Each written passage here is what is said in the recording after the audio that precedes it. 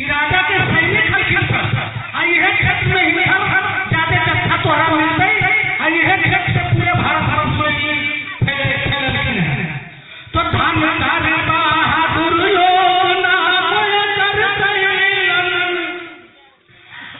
भूमि में बस के बलवान के बढ़लन भूमि में बस के बलवान के बढ़लन पशुनर खतर विश्व का निशान है हो भैया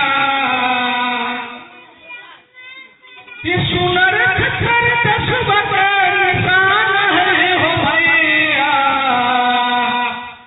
ताल हमारे देश के मिसाल है हो भैया ताल हमारे देश के मिसाल है हो भैया तो गंगा मैया उमड़ घूमर रूप जब देखा दे गंगा मैया उमड़ घूमर रूप जब देखा दे तो लोग बाग यहाँ के जान तब याद है बहुत फंसिया के आगे लोग अरे लोग बाग यहाँ के जान तब याद है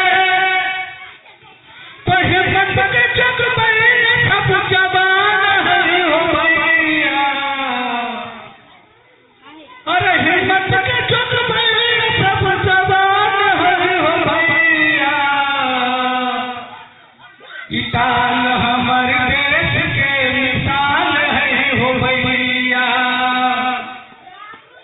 ताल हमारे देश के मिसाल है हो भैया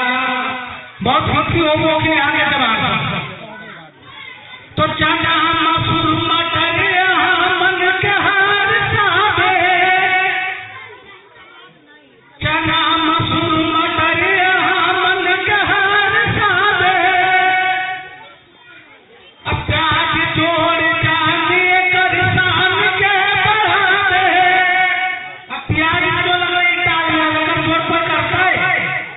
चना मसूर मटर से तो पूरा भारत के खिला रहा है उसकी एडवांस जो चावल बोली तो एक जोड़ पर नहीं करते तो प्याज जोड़ जानिए किसान के बढ़ा दे तो जिंदगी के बच गई बिहार है हो भैया टाल के पूरा बिहार से हम सम्मान किए हैं अरे जिंदगी के बच गई बिहार है हो भैया टाल